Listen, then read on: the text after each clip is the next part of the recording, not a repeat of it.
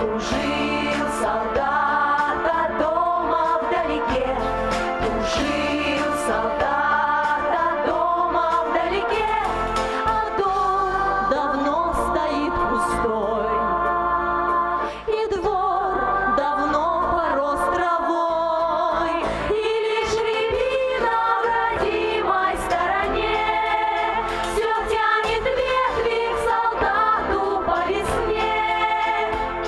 Ведь он сказал: дождись меня, жена, рябинушка моя.